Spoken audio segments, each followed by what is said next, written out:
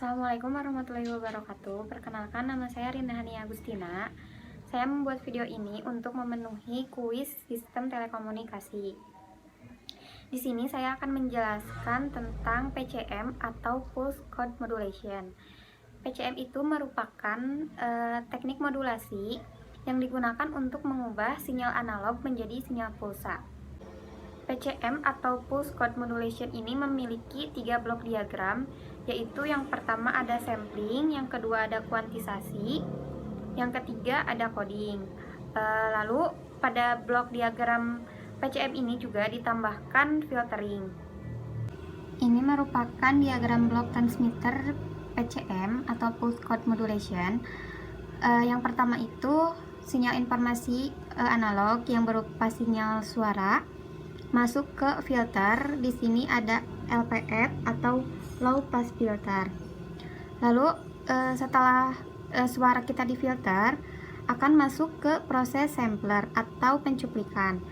Nah, di dalam proses pencuplikan atau sampler ini, sinyal informasi analog berubah menjadi sinyal pump atau sinyal pulse amplitude modulation. Setelah melalui proses sampler, sinyal akan melalui proses kuantisasi dan sinyal pump yang tadi berubah menjadi sinyal pump yang terkuantisasi.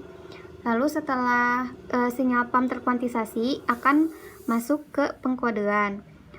Setelah masuk ke pengkodean, sinyal berubah menjadi deretan sinyal pulsa yang terdiri dari deretan biner.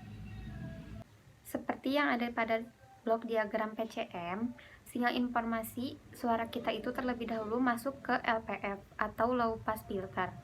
LPF ini berfungsi untuk menghilangkan noise yang bercampur dengan frekuensi suara kita. Jadi LPF ini akan menghilangkan noise yang frekuensinya itu lebih tinggi daripada frekuensi suara kita. Setelah melewati LPF, sinyal informasi akan masuk ke sampling. Nah, sampling atau pencuplikan ini merupakan proses pengambilan sampel pada setiap satuan waktu yang telah ditentukan. Nah, sinyal yang sudah melalui sampling ini akan berubah menjadi sinyal pump atau pulse amplitude modulation. Proses sampling ini juga harus mengacu pada teorema Nyquist. Menurut teorema Nyquist, frekuensi pencacah harus 2 kali minimal frekuensi tertinggi. Jadi misalkan ada sebuah sinyal informasi yang memiliki frekuensi 2 kHz. Lalu pada saat proses sampling, frekuensi dari samplingnya itu yaitu 4 kHz. Jadi frekuensi samplingnya ini harus 2 kali lebih besar daripada frekuensi sinyal informasi. Tadi kan sinyal informasinya itu 2 kHz. Setelah disampling menjadi frekuensinya itu 4 kHz. Jadi pada proses sampler atau pencuplikan, selama 1 detik itu terdapat 20 kali pencuplikan, yang dimana 1 kali pencuplikan itu waktunya itu sama dengan 1/20 sekon. Berapa frekuensinya? Berarti frekuensinya itu 20 Hz, karena kan satu periode itu 1/f. Nah, tadi waktunya itu 1/20 sekon, jadi frekuensinya itu yaitu 20 Hz, yang dimana berarti frekuensi asli dari sinyal informasi ini yaitu 10 Hz, karena kan proses sampling ini frekuensi pencacahnya itu harus 2 kali minimal lebih tinggi dari frekuensi yang aslinya. Setelah melalui proses sampler atau pencuplikan, selanjutnya yaitu proses kuantisasi, yang dimana proses kuantisasi ini merupakan pemberian level sampel, yang dimana satu sampel itu mewakili satu bagian informasi. Nah, jumlah sampel itu sebanyak M, dimana M itu sama dengan 2 pangkat N, dan N adalah banyak bit yang diminta. Pada slide ini contohnya itu misalkan banyak bit yang dimintanya itu yaitu 4. Maka 2 pangkat 4 yaitu 16. Jadi di sini banyaknya level kuantisasi itu ada 16. Bisa dilihat dari tabel MSB dan LSB. Untuk desimal 0 itu ada 000, dan bentuk PCM kodenya tidak ada. Lalu untuk desimal 1 yaitu 0001 dan bentuk PCM kodenya seperti gambar yang di samping, begitu seterusnya hingga desimal ke-15. Setelah melalui proses kuantisasi, selanjutnya yaitu memasuki proses coding. Di sini ada sampel sinyal yang sudah terkuantisasi, yang A itu levelnya 6, yang B 4, dan yang C itu 3. Setelah melalui proses kuantisasi akan masuk ke coder. Lalu setelah di coder, sinyal PAM itu berubah menjadi sinyal digital, yang dimana untuk yang A, sinyal digitalnya itu yaitu 0110, dan yang untuk B, sinyalnya itu 0100, dan untuk yang C, sinyalnya itu 0011.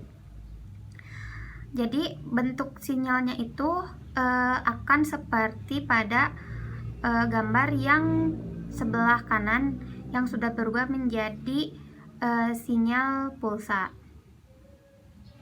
Proses coding yang dimana sampel sinyal yang masih berbentuk sinyal analog itu dirubah menjadi biner dalam urutan serial. Nah, proses coding ini memiliki 2 blok diagram utama, yaitu ada analog to digital converter untuk mengubah sinyal analog menjadi biner, akan tetapi keluarannya itu masih berbentuk paralel.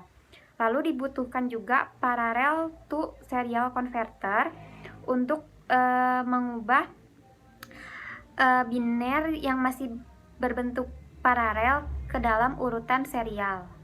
Selanjutnya yaitu membuat sinyal PCM dengan aplikasi MATLAB, yang dimana N itu merupakan input sistem PCM. Saya menggunakan nilai sama dengan 3. Lalu N1 yaitu banyaknya jumlah sampel dalam periode. Di sini saya menggunakan nilainya 12. Lalu ada L yaitu merupakan proses untuk menentukan banyaknya level kuantisasi, yang rumusnya itu adalah 2 pangkat N. Untuk operasi sampling, rumusnya itu adalah X sama dengan 0,2 2 dikali Pi per N1 titik 2 4 kali Pi. S sama dengan 8 dikali sin X. Lalu ada subplot. Untuk menampilkan hasil plotting kita membutuhkan 3 buah subplot. Yang pertama yaitu plot S, yaitu menampilkan hasil plotting dari plot S itu, yaitu ada sinyal informasi. Lalu untuk subplot yang kedua yaitu hasil dari stem, yang dimana stem ini merupakan sinyal sampling.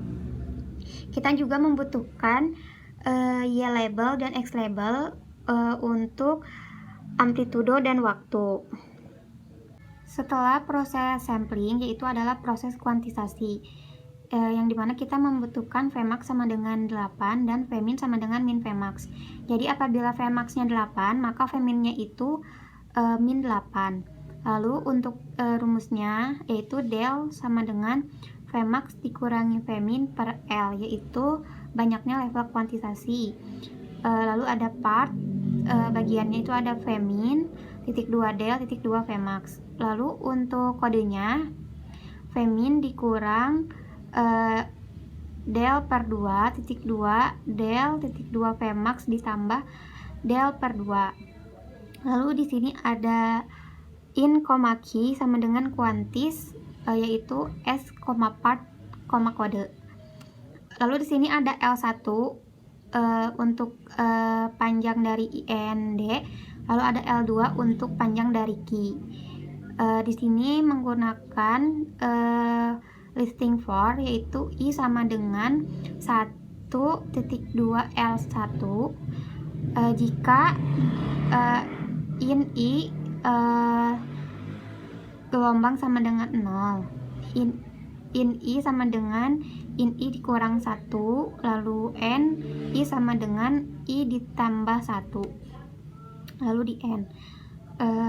Lalu untuk subplotnya yang ketiga ini juga untuk menampilkan hasil dari stem key, yaitu sinyal kuantisasi. Selanjutnya setelah proses kuantisasi yaitu masuk ke coding. Di sini kita membutuhkan frame baru, yaitu tulis figur. Rumusnya itu adalah D2BI dalam kurung in left MSB, yaitu untuk mengkonversi biner. Lalu ada K sama dengan 1. Untuk di sini juga menggunakan listing for I sama dengan 1,2 L1, for J sama dengan 1,2 N. Lalu di sini ada subplot 2. Jadi kita membutuhkan 2 plot. Yang pertama itu untuk stairs code. Nah, stairs code ini kita membutuhkan aksis 0 itu untuk X min, lalu 100 itu untuk X max, lalu Y min itu sama dengan min 2, lalu untuk Y max-nya sama dengan 3. Di sini diberi judul sinyal encoded, lalu ada Y label dan X label seperti pada proses sampling tadi. Nah, selanjutnya yaitu ada demodulasi of PCM signal, yaitu ada kun. Kun ini merupakan proses dekuantisasi, yang dimana kun sama dengan reshape coded, n, length dalam kurung coded per n. Indeksnya sama dengan B2D kun, left MSB. Lalu untuk rumus demodulasinya itu yaitu ada Q sama dengan del dikali indeks ditambah femin ditambah del per 2. Ini untuk subplot yang kedua yaitu plot Q untuk sinyal demodulasi. Ini merupakan hasil dari listing program yang tadi. Yang pertama itu sinyal informasinya berbentuk seperti itu, lalu disampling. Setelah melalui sampling itu ada sinyal kuantisasi seperti gambar ketiga yang di bawah itu. Lalu untuk figur yang kedua, setelah proses kuantisasi sinyalnya itu berubah menjadi sinyal pulsa seperti gambar sinyal encoded. Lalu selanjutnya sinyal itu didemodulasi dan hasilnya berbentuk seperti itu.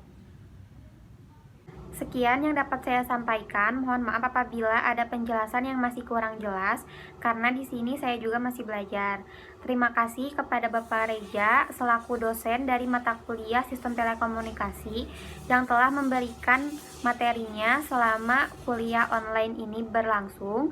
Semoga apa yang Bapak sampaikan bisa bermanfaat untuk saya dan rekan-rekan saya di kemudian hari, dan semoga saya dan rekan-rekan saya dapat mengaplikasikan dan menerapkan ilmu yang Bapak berikan di kehidupan sehari-hari. Terima kasih. Wassalamualaikum warahmatullahi wabarakatuh.